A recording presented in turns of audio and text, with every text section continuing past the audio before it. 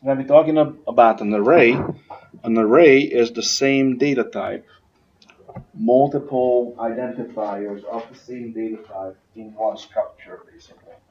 But where do we use these? So let's see if we can figure out where we actually use these arrays in our computer. Okay, so when we're talking about computers, okay, let's just go there and let's create a file.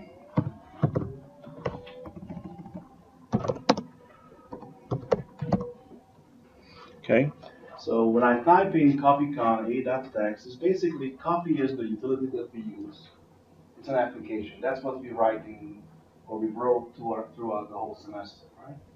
And then I wrote this con and then a.text. Okay. Now this is an application, and so far, okay. So far when we talked about programs, right? We had a main program, and we said this is the entry to our application, right? And then we did the return a whatever value, right? And we said something is coming into the program and something is leaving the program through the data type. So that means so far, I don't know if you remember that, or if you ran your program, after you compiled your program, right? You can actually go to the command line and type in your program name and it runs. Okay? So how come that I have an application here? Somebody can write an application copy, and then what about all this stuff? Okay, this one just says, in general, with all applications, this is called the utility. Okay, this is from, and this is to. Okay, here what I'm saying is copy from the console, whatever I write in the console, and then write it into a file called a.text. Okay. So right now when I press enter and I say hello, press Ctrl Z, and when I do a dir to list my files, I have an a.text file. So I just created a file using a utility. So somehow the utility had to have the con coming into the utility, right? And then a.text somehow entering that utility, right? And what do you think the con was? Con was our IF stream, right? Okay, that was the input stream coming into the application, right? And then we saved whatever I typed, we saved it into a file. So this was the OF stream, right? When we opened the file a.text, and then we started writing to the file, right? Okay. So this whole concept, what we learned, is what you really use every day when you're using applications. You're sending something to the application, and the application is a function. Okay. So now, when I'm talking about this is our parameter list, right? So that is the parameter list to the function called main. The application doesn't matter what the application is called. Right? So we did the copy in here. Okay. Doesn't really matter what the application is called because the application itself going to have a function called main. Okay. So far what we learned is the parameter list is comma delimited, right? So we're gonna have a parameter list that's separated by comma. Okay. On command line we just have a space delimited parameter separation, basically, right? So if I wanted to call this a class.text, right, because Microsoft allows you to have spaces in long file names, then we said that you have to use the quotation mark around the file name, right, and that will And that will eliminate the problem of the space, because on the command line, the parameter list is separated by just the space. Okay? So I told you don't put any spaces in file names until you feel comfortable with running your programs, right? Because if you don't put in the double quotation marks, bless you, right? Then when the computer parses this information, parses this text, it will say a space and then class.text. Okay? And now we know that with the double quotation, we separate or basically combine the two strings into one long string, where the space is also just a character. Okay? And now we have just one separation between the from file and the to file. Okay? So how do we do this in C++? So far when we're looking at our C++ code, okay, here's our main function, and we're saying that nothing gonna come into main. But really, when we're talking about main, we can give a parameter list. Okay, so we can,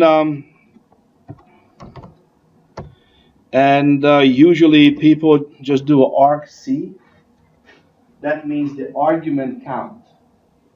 Okay, so when we're talking about copy from to,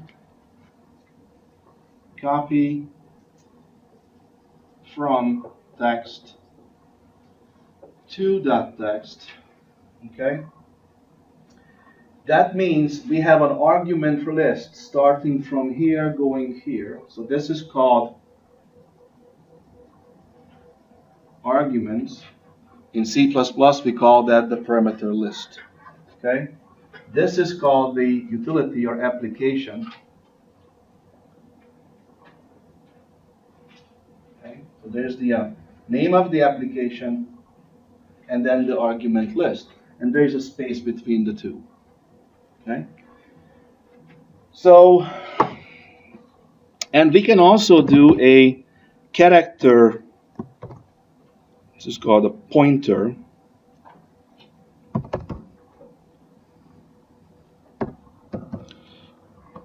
Okay? And then we talked about this operator last time, right? So we talked about it. That is called, does anybody know what it's called? Does anybody remembers it? The square brackets? The index access operator, right? Okay, so we are accessing an index, okay? And the asterisk, we talked about it last time, there's just a pointer. I'm pointing somewhere, okay? So this would be the right way to use or write a main function, okay? So this is going to be the identifier that's going to tell us how many parameters we have when somebody runs our program. So it's an integer, right? It's just going to give us a number back. How many do we have, okay? And then we're going to have something that's going to be a data type. It's going to be an array of data type, okay? And those are going to be pointing to characters. Okay? So this chapter, we're going to talk about this whole idea of arrays and strings. And that's what we're trying to do over here.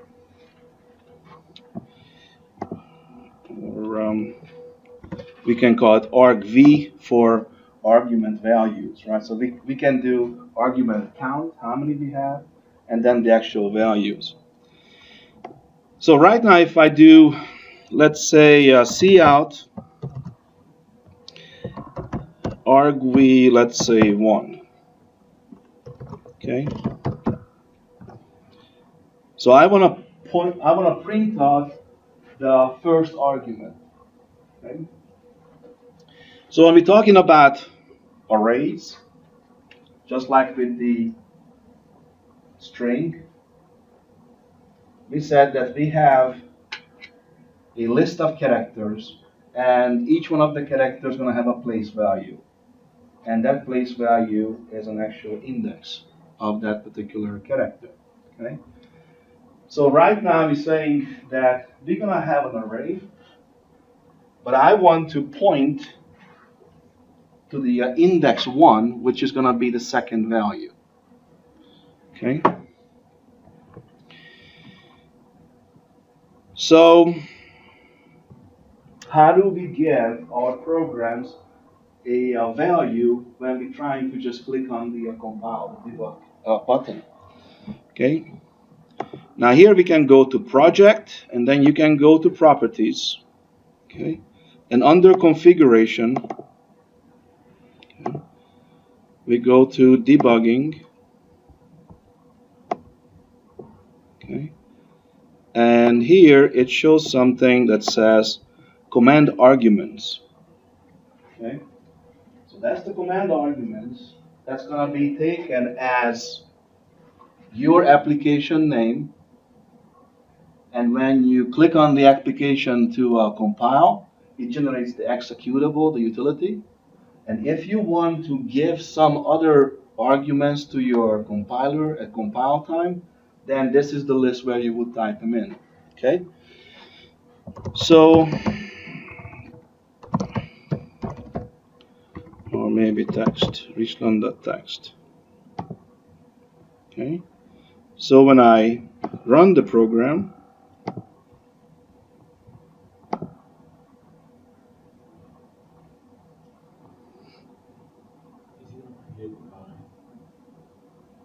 it's going to create what file? This is just a string, right? I'm not trying to open it up or anything like right now, okay? I'm just trying to get you guys introduced to this whole idea of arrays, okay? That we are using arrays, and especially if you are comfortable on command line and you like to type in things on command line, or if you are a Macintosh or you're using Linux, you're probably typing a bunch of command line things. But you don't really look at it from that point of view that it's really just a main function receiving arguments. Okay? So right now we can't open up this file because the file doesn't exist. Okay? So I'm not trying to open it up. I'm not trying to create an input file stream or an output file stream. I'm just processing the text that I'm sending to my application, right? So far, with all the assignments that we had, you do not have to know this particular syntax right here, but this would be the right way to learn C or C++, that you can send something to your application. Okay. So at this point, I should have an executable. So I can go to my folder.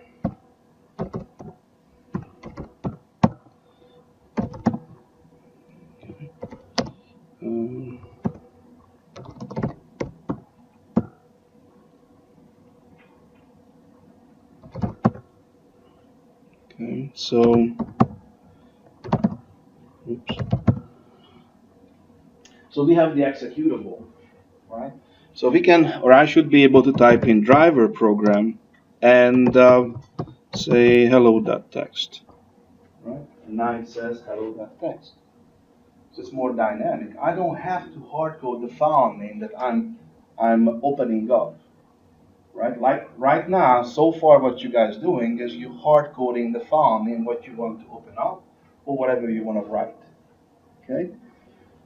So that's the first argument, right? So if I change this to 0 and maybe put a space in between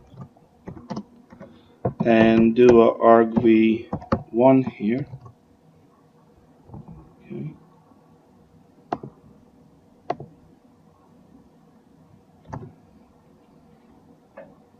Okay.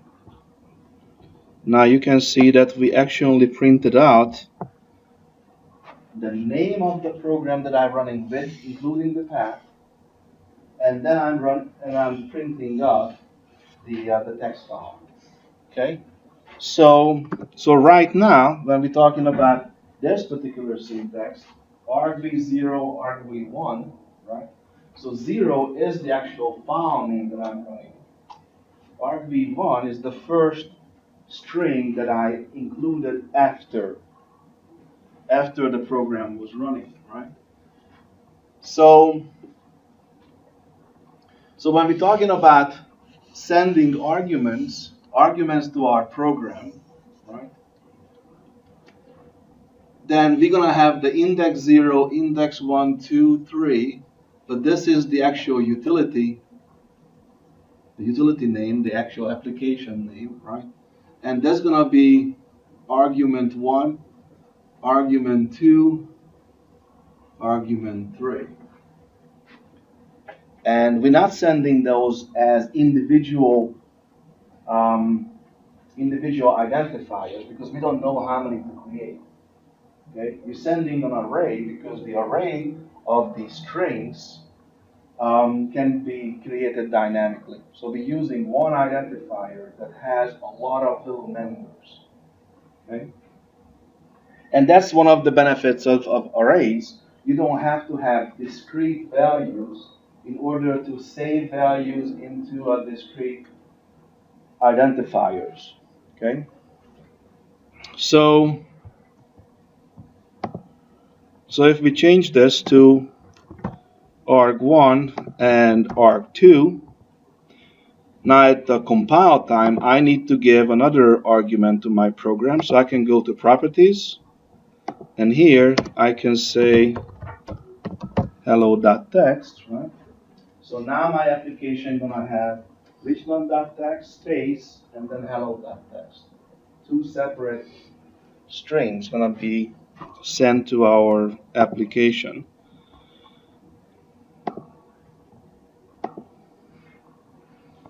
So when we run this, now we have richland.text and hello.text. Okay?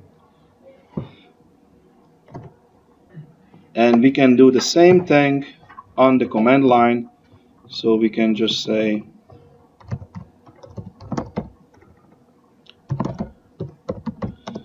richland.text and then space hello.text. It would be really annoying to compile our program all the time, right? That you compile it, and then you come to command line and give it arguments.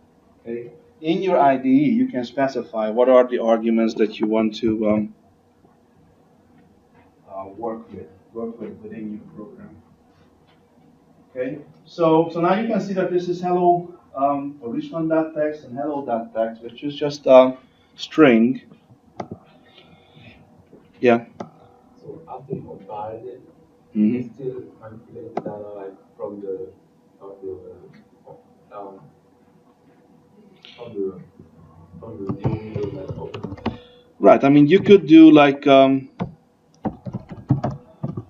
if you have fstream, right? So what is it that you guys doing right now? What you're doing right now? Let's say you have ifstream input, right? And then you say input that open hello.text, right? And then you put that as a string variable, right? That's how you open it. So if you compile your code and then you want to open up another file, right?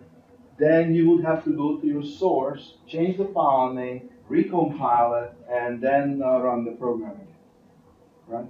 We don't have to do that anymore because we can just say whatever the user gives me, argv1, the argument value 1, which coming in as a character string, okay, a bunch of characters, okay, open that one up. So now I can open up, if I want to run my program space hello.text, opens up hello.text, processes it, right? If I run my program space by.text, it opens up by.text. Okay? Whatever follows that space after my file name, it will actually open it up, right? So I don't have to know what the file name is from now on, okay? And that is the beauty of arrays, okay? Because here, you can also have, like with the copy command, when I showed you the copy command, right? What happened? Argument 1 was the from, right? So input, we can just call it maybe from file. Okay. And then we can have an OF stream and call it to file, right? And when we have the to file dot open, don't open up a specific file name, but open up the file name that I'm telling you. And mine was what, a.text, right? But I don't want to compile it this way because I would have to tell the user that, you know what, when you run my program, the output is going to be saved into a.text file. Well, that's not what I want. What is it what I want?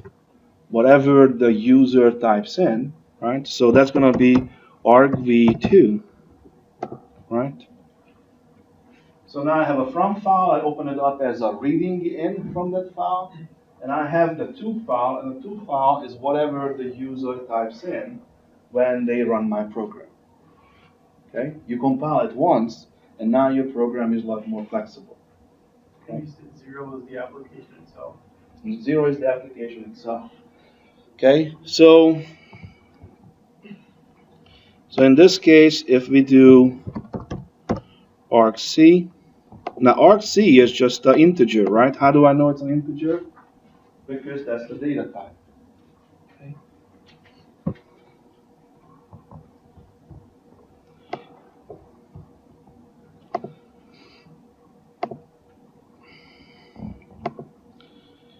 What happened?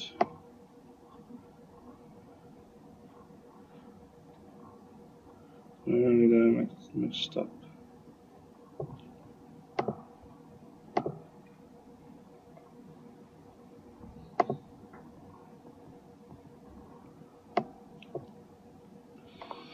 Still running. The command prompt. Yeah. Need to stop that from running. There it is. Okay. You see how argc is 3? Because we have the application name, and now we have 2 arguments that we're sending to the application. Okay? It works exactly just like any other function, right? In order to understand what's going on right now, we have to understand data types. We have to understand what functions are, right?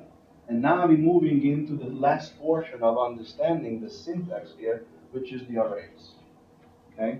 So which array element I want to access. So when we're talking about the input function, there's going to be the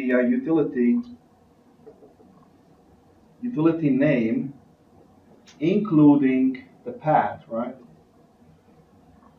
And then in our case, there's going to be the from file, and there's going to be the to file entry. So we have 3 entries.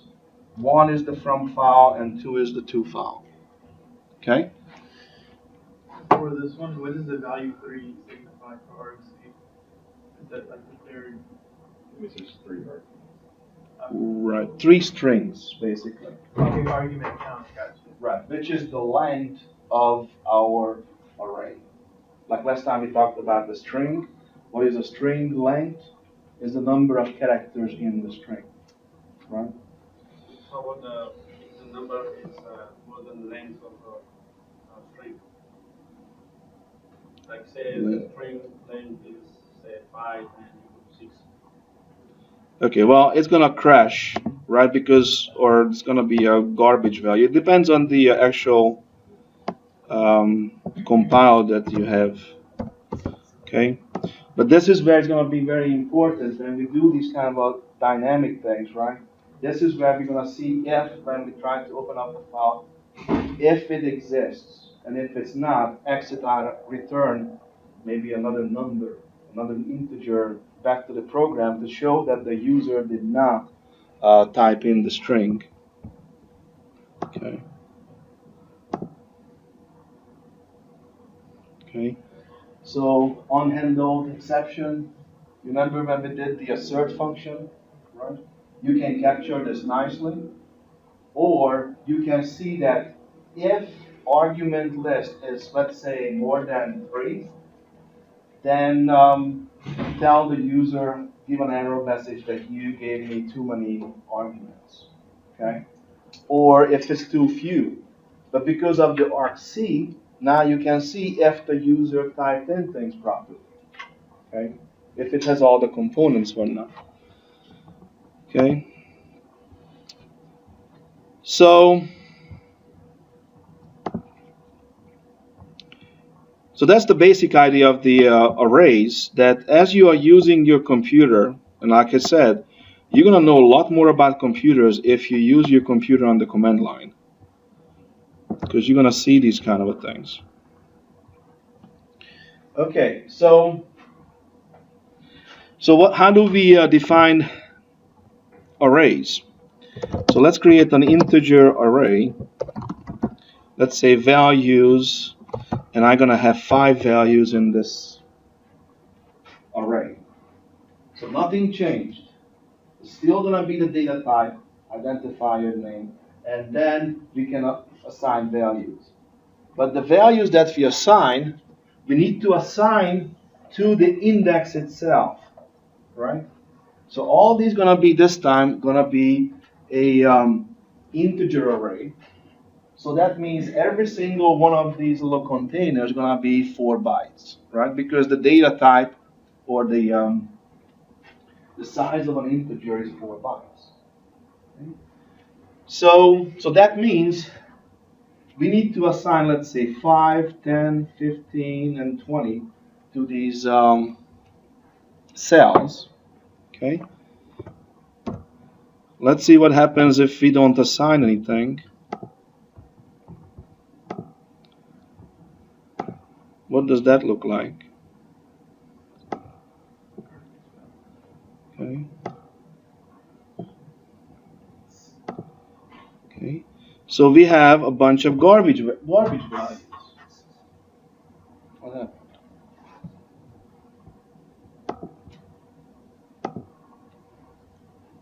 Okay. So we have garbage values. So you can see it created the integer, right? So all the data types are integers. And we have the 0, 1, 2, 3, 4 index value for the 5 cells. Okay? So we created 5 integers, and we don't have to say int value 1, int value 2, int value 3, okay? Because that's going to be a string. That's going to be the name. The only thing that changes is the name of that variable. But here, when we're going to look through the actual array, now we can manipulate this with integers. So we can say, give me this value, plus 1 gives me the next value, plus 2 gives me the next value. Okay? So most people will draw what the structure looks like in a column fashion, but it's really not a column. What this actually looks like in memory is 4 bytes, 4 bytes, 4 bytes, 4 bytes. So when we're going to save it, it's going to be 5, 10, 15, 20, okay? And that's still going to be garbage value, okay? But in memory, it's continuous, and they're going to be right next to each other. So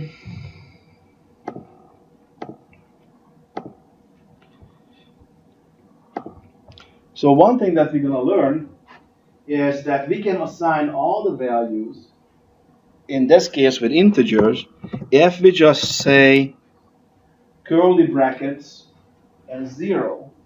Curly bracket 0 will go and assign an initial value of 0 for all the cells.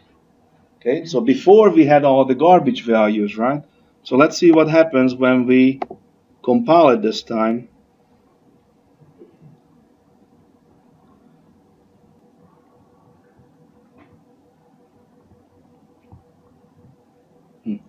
Anyway, we can look at it from this point of view. Anyway, so you can see that each one of the values now are initialized to 0, right? So it's not a garbage value anymore.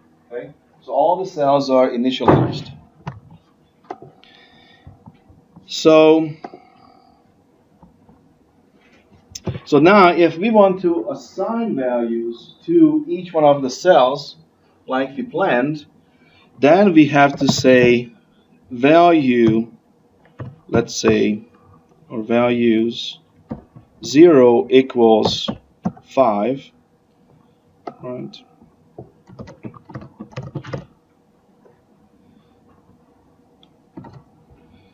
And value 1, 2, 3, and I need 15, 20, and 25. Okay. So now we went from garbage values to all zeros, and now when we run it,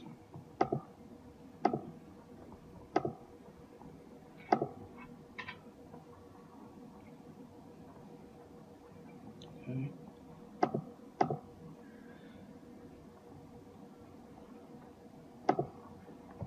you can see that we have the values 5, 15, 20, 25. For array index 3 is 25, but for 4 is 0, because everything was initialized to 0. So it just replaces it. Same like any other identifiers or variables. Okay? Just in case if you lose your locals window,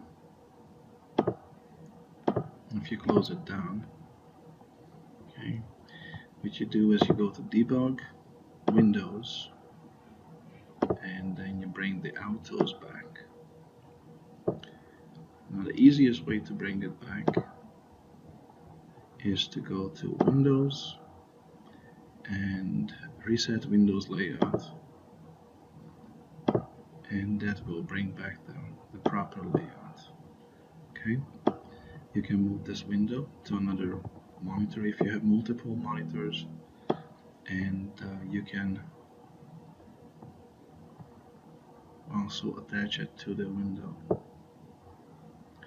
reattach it back to the window if you need to.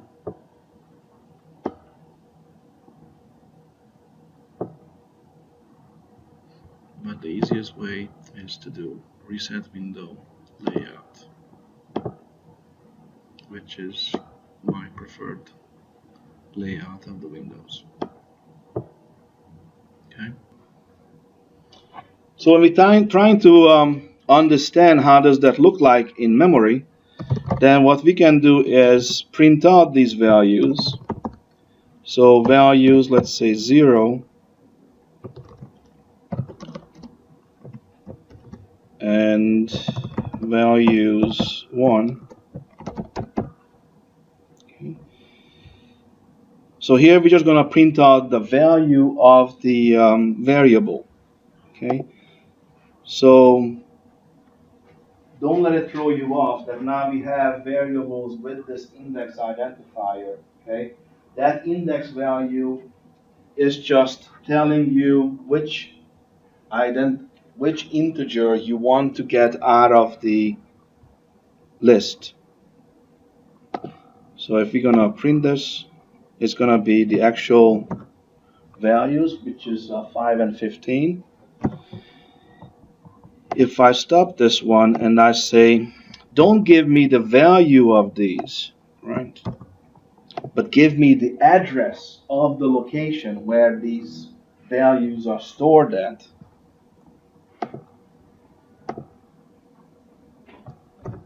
Okay. Now you can see this is the actual address, right? What is it? One pair. See how it has characters in it. So that means this is a hex value, base 16, right? And each one of these numbers are called a nibble. And a nibble is 4 bits. So 2 times 4 is 8, which is 1 byte. So 2 of these values is 8 bits, which is bytes. So 1, 2, 3, 4. So we have the 4-byte value for the for this container that actually holds our values. But look at this. This is A0, and the next one is at A4, which is 4 bytes away, right?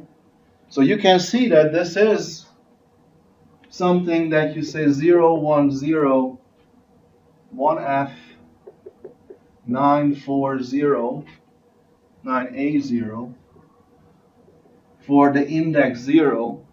And for the next value, it is going to be 0101F9A4, right? But what happens if I stop this and restart it? It's not the same numbers, right? Okay? So when you run it, the operating system automatically picks available memory location. So you don't know where these numbers are going to be.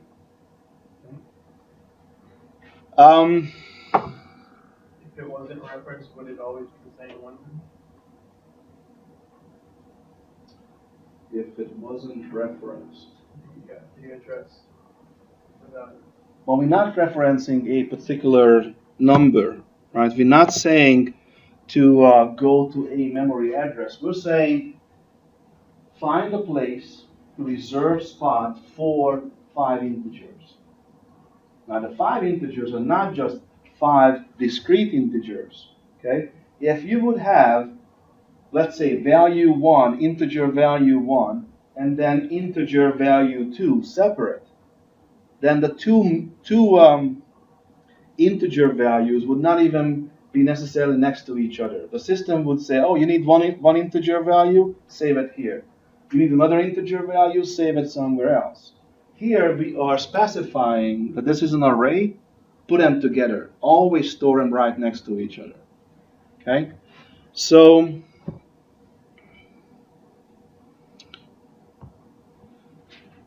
oh, I skipped 10 here, huh? I don't know how to count. We wanted to do 5, 10, 15.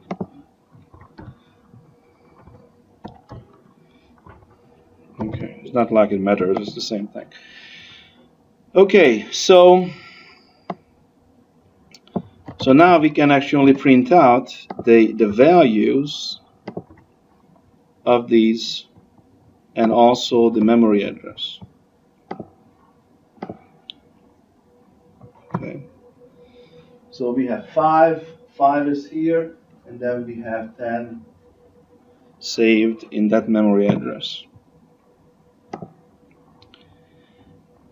So why is that important? Why is that going to be useful for us? Okay. So the other thing that we're going to do in this chapter is the new thing, the only new concept in this chapter is how do we process arrays. Okay. So here we're going to be using mainly for loop because we know that we know what's the size of the array. So that means if we know the size of the array by integer, that's going to be a loop that we're going to be controlling by a number, a counter. So if we're using counter controlled loops, then the best structure to use for those is a for loop. Okay? So here we can say int maybe I equals 0 and I is less than, well, I only want to process, let's say, these 4 numbers, 0, 1, 2, and 3. So we need to make sure that I is less than 4 and then add new values to I. Right? Remember, this is what we were doing when we did the while loop, and the while loop had the primer, and then we had the decision, the logical decision, and then we had the update. Okay? Now we put all that into one single line.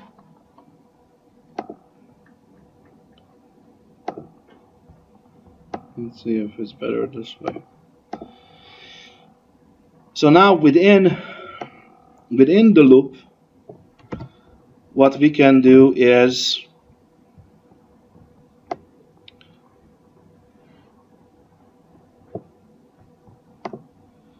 we can print out these values.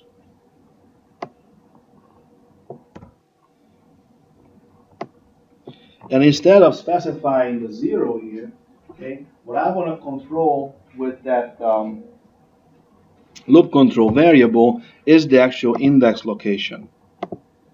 Okay, so I want to, first of all, when we go to the loop, I'm going to be 0, so that's going to be value 0 going to be printed out, right?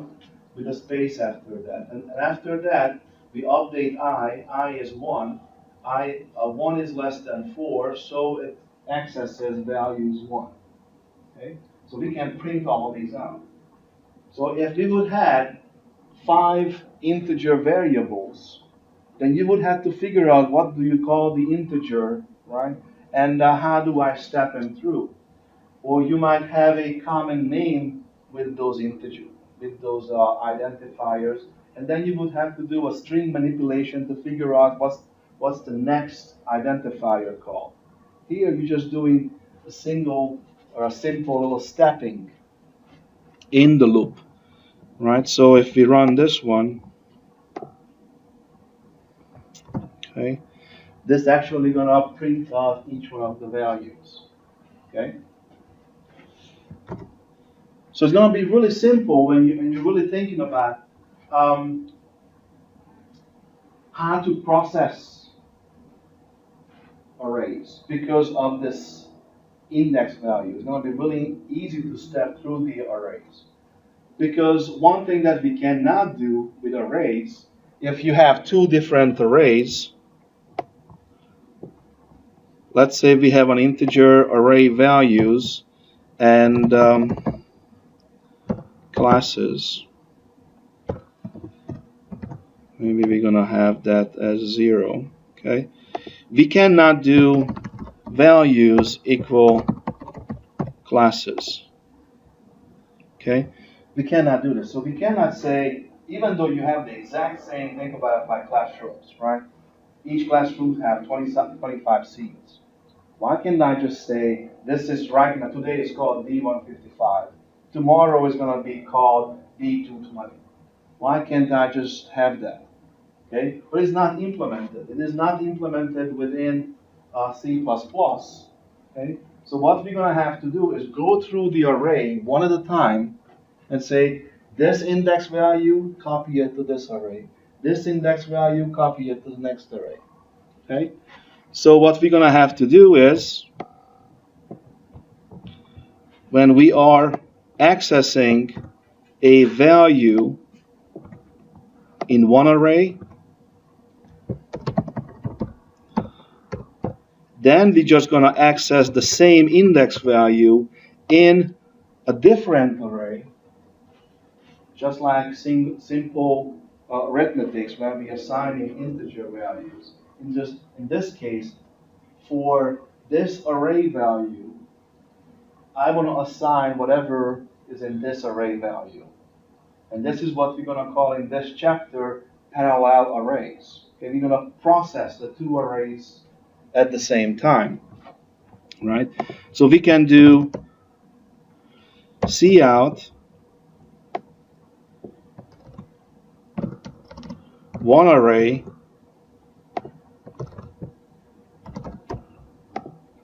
and at the same time also print out the corresponding index value from another array. So why is that going to be important? Well, the most important part about this is maybe you want to say 5A, 10B, 15C, and 20D. Can we store that in an array? Well, it's a mixed type, so we can store it as a string array, right? But what if you eventually gonna have to calculate with these numbers and you don't want to take those numbers and turn them into strings? But you need this relationship between the two. Well, this is where, if you know Excel, it's kind of like the same thing, right? In Excel, you have different columns, right? And in one column, you can have all dates. In the next column, you can have all integers. And in the next column, you can have all strings. Okay? And when you process it, you just say, print the row A. When you print row A, it takes the date and then prints out the the integer and then prints out the string after that. Looks like there are one, but there's really three different arrays. So now here there's going to be an integer. There's going to be an integer array, and this might be a character array. So A, B, C, and D going to be stored in another array. But when we are processing it, we're going to say the 0 index from the integer array and the 0 index from the character array. And it's going to be as simple as this right here. One single line. So it doesn't make it any more complicated. But we have to put it in a loop so we can process every single one of those values. Okay? So, but how many times? What do you think? How many times you're going to have to do something like this when you want to take values from one array to the next? Many times, right? So you don't want to implement this in your program, but what is it that you want to do? You want to break it out to a function, right? And what you going to call that function? Copy array, right? And then you're just going to say, after you write that once, then you're going to say, okay, copy array A to array B. Okay? So if you implement it once, then you just have to reuse it over and over again. And that's why we need to know how to write functions. Okay? Now, arrays are set in the memory. Okay? When they initialize, they're set in memory. So the strange thing gonna be when we talk about functions is that we do not pass arrays by values. Okay? We don't ever pass them by values. It's always going to be by reference. So when we're passing arrays by reference, because we cannot pass them in any other way but by reference, we do not have to use the ampersand in front of the array. Like when we passed variables, simple variables by reference. We have to put the ampersand in front of it. Okay, so those things we're going to have to talk about. Would it be an error if we didn't use the ampersand for doing arrays? No, it would not be an error. Okay, so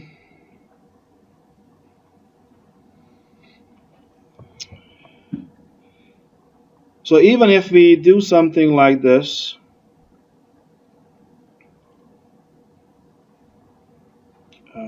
let's say I want to do +1. Okay, so we have here, I'm looking at the memory address, right? Where is that identifier stored at? But I want to add 1 to that. Let's see what happens then.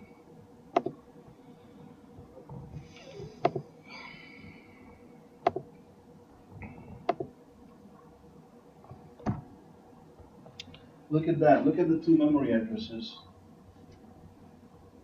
Okay. So I can step through the array just by adding. Let me add one more to this.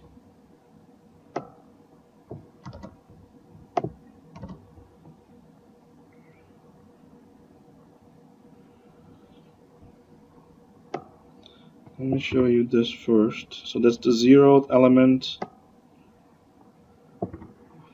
And here, okay, I'm not using the index of this array at all. I'm not specifying the index at all. This is the 0th index, and this is the first index, right?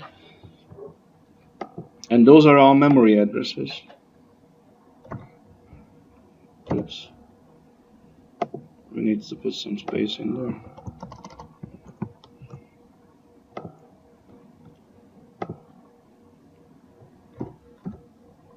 Okay, what do you notice in the memory address?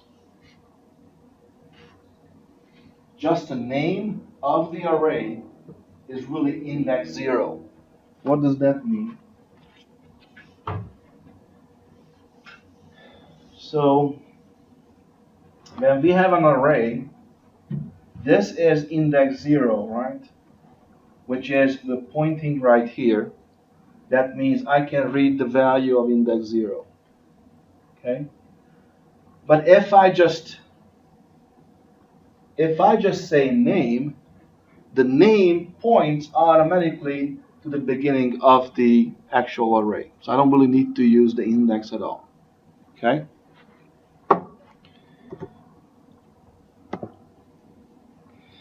So when I add, let's say 1 to the memory address,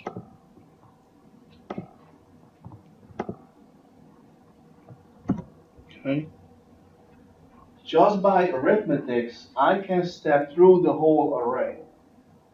Okay? So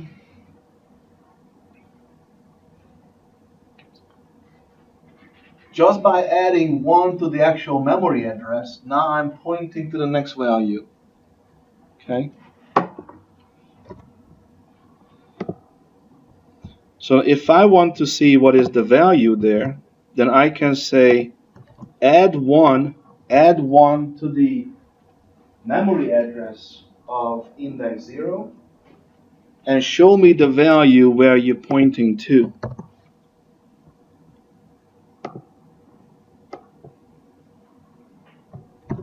Okay? So it's displaying not 10. 10 is not index 0. It's index 0 plus 1, but not the address of it, but the actual value of it. Okay? That is what this syntax tells me. Okay? Address of index 0, which is the beginning of the array. Add 1 to that, which is the next memory address. But don't show me the memory address, show me the actual value under that address. Okay? What if you add a 1 within the bracket? Within the bracket? Like 0 plus 1. 0 plus 1. Let's do it. Let's do it right here. Okay, 0 plus 1. Okay.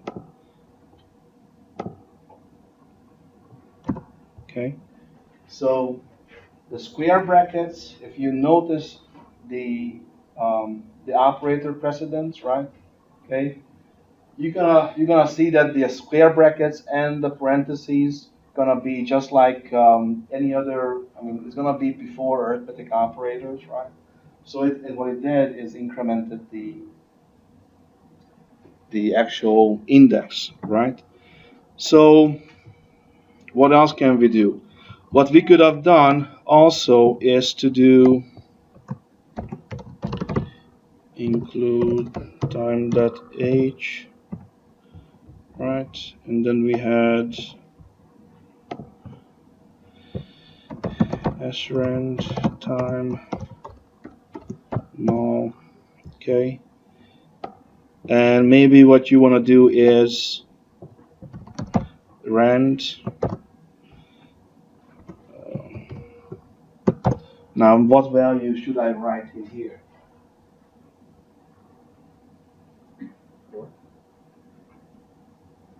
It's going to be 4.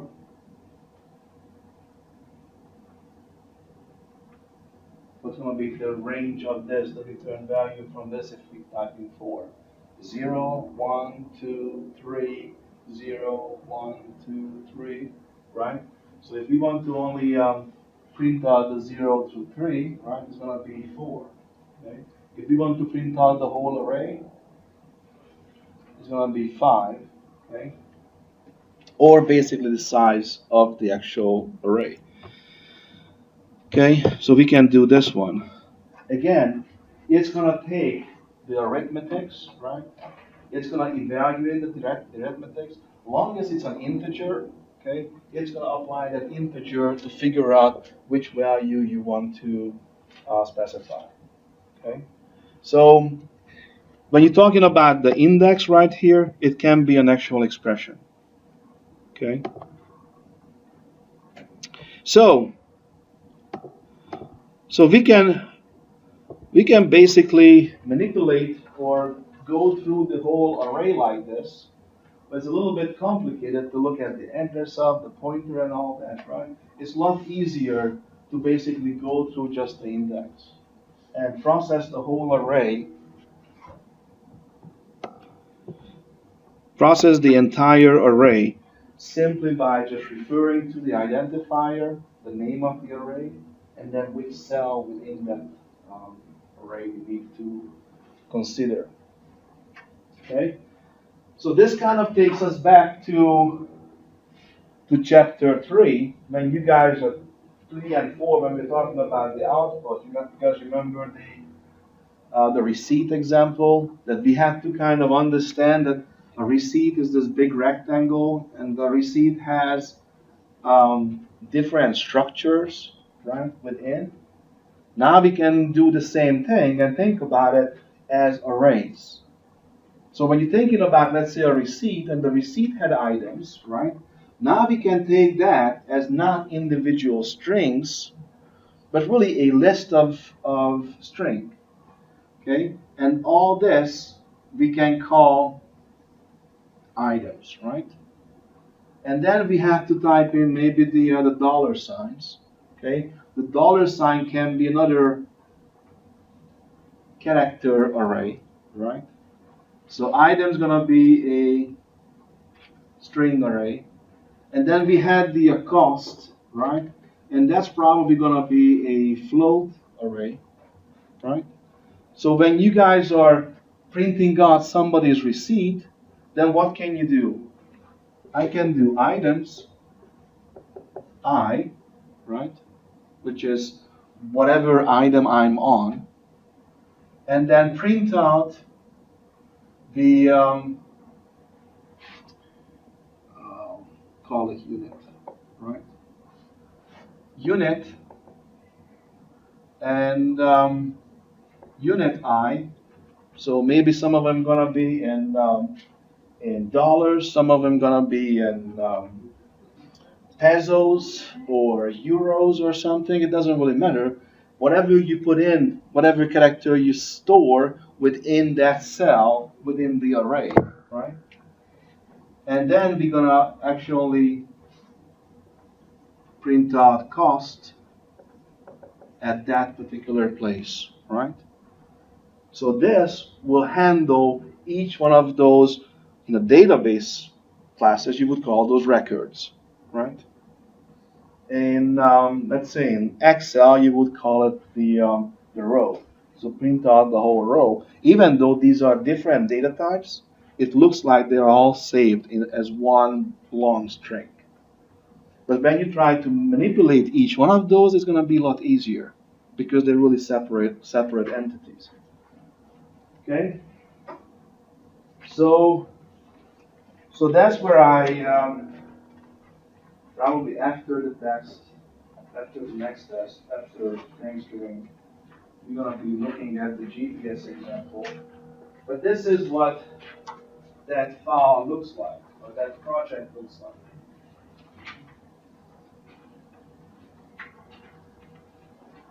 Okay. Remember I showed you this file. So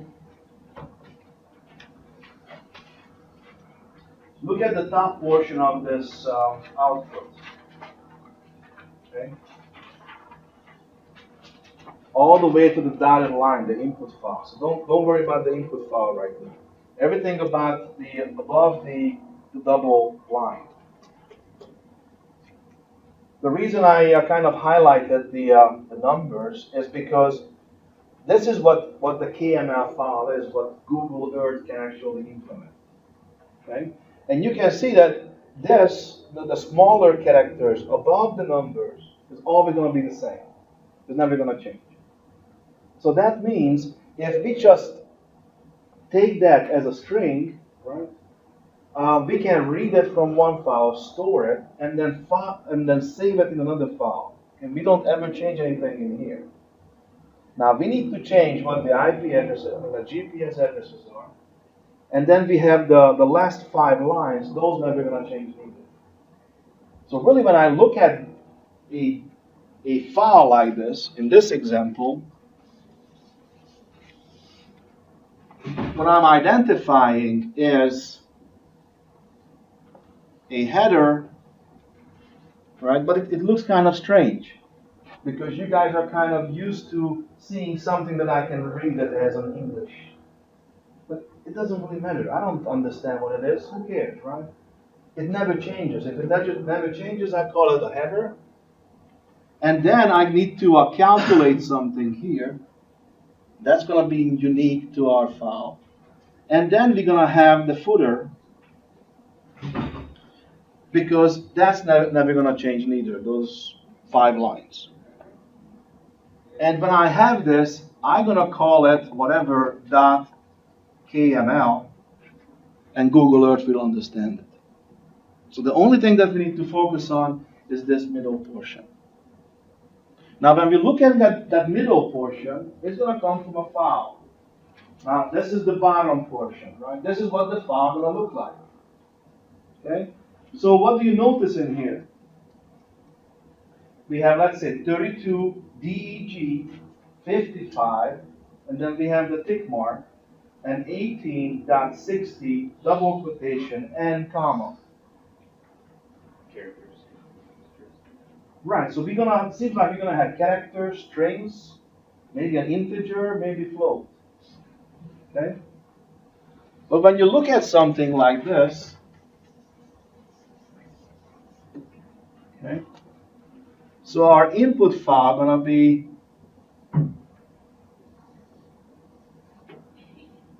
something like 32 DEG 55 1860 double quotation N.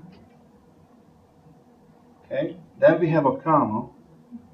Then it says 96 DEG 43 tick 4380 double quotation W.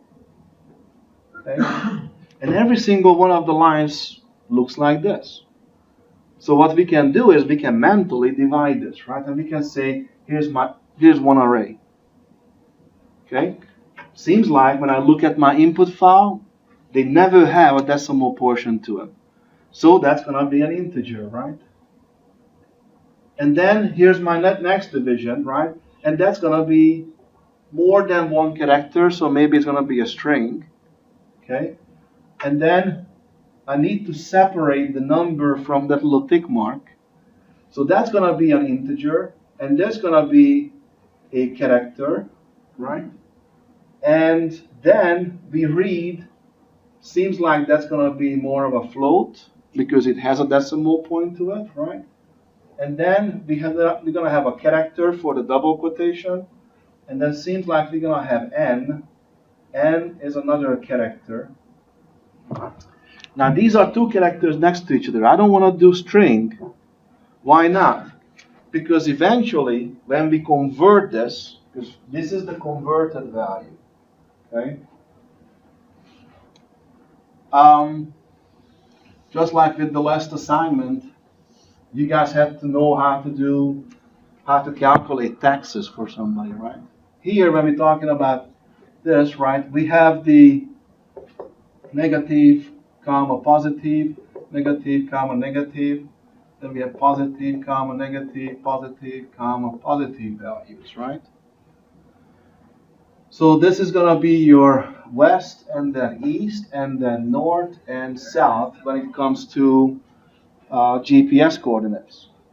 So when here in our example, when we have north gonna have to be positive, okay?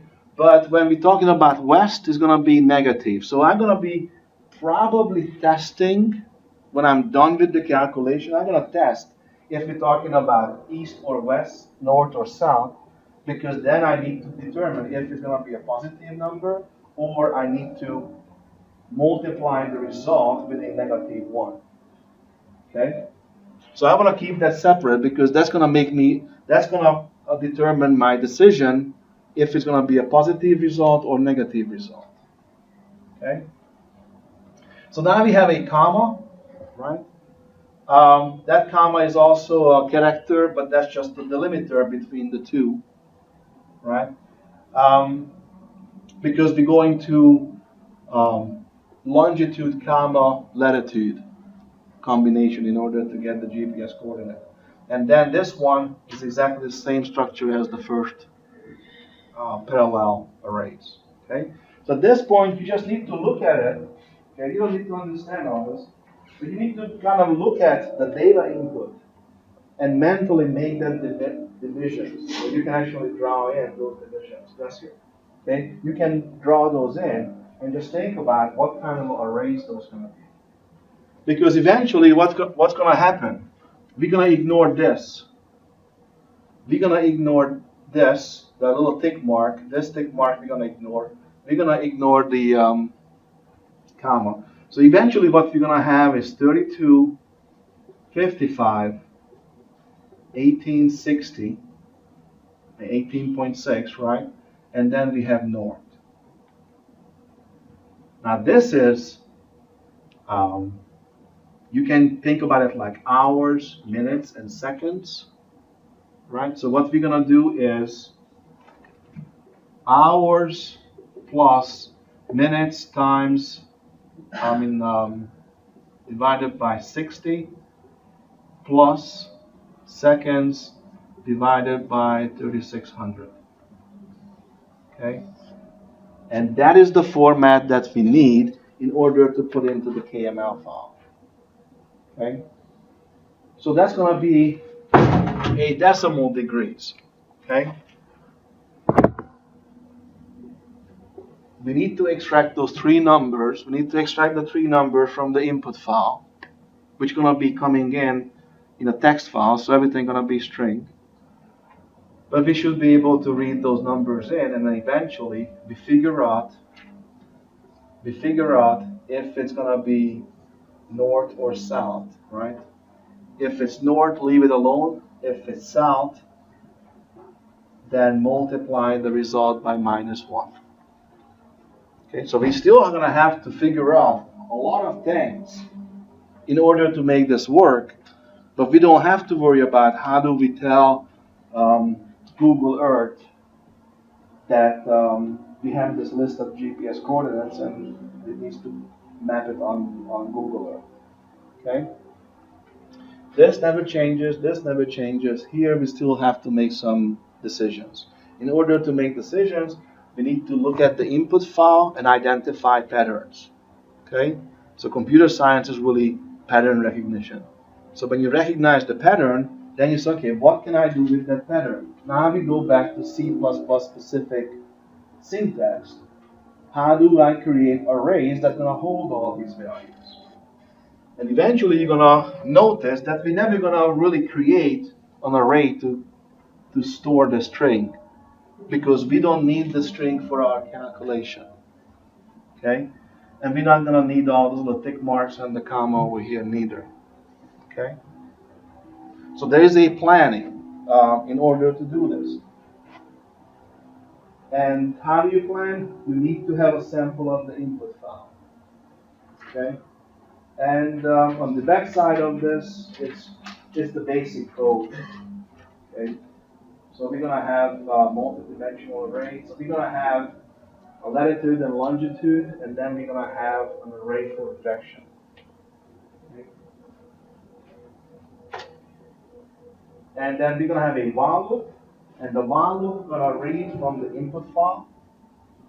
Right? And then we're going to have a for loop to print out the actual latitude and longitude values in this process, just in case if you're interested in more applying arrays. Yes? How many seconds, the general formula to convert the... Well, how many minutes are in an hour, and how many seconds are in an hour? I don't know, I mean, the degree and the location. Mm-hmm. So is that the general formula to calculate the... Yeah, I mean that's how the Earth is divided. So it's that's why you have the time zones, right? It's really divided by time zones, and each time zone is further divided into minutes and seconds, right? But we really call those degrees. Okay.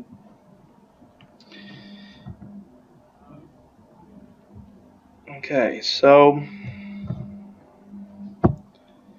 that's pretty much a good introduction to what arrays are, right? So we need to know the data type for the arrays, but nothing changes. It's still the same simple data types, just like before. Okay, but instead of specifying individual identifiers, now we just refer to the array name and then the index value within that array.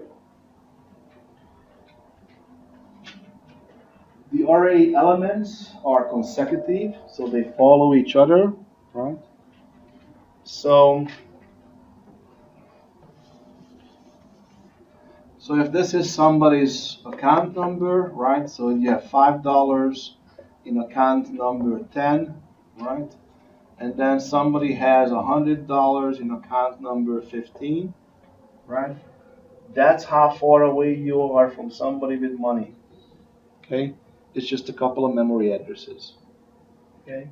So if you could if you could manipulate, which is that little pointer that points to the memory of the array, if you could somehow manipulate that and point it right here, right? Point it right here, then when you say, okay, how much money I have, it would show you have $100. Okay? Anyway, so we have array elements. Array elements are accessed by integers. So it's going to be easy to manipulate those integers, which element we need.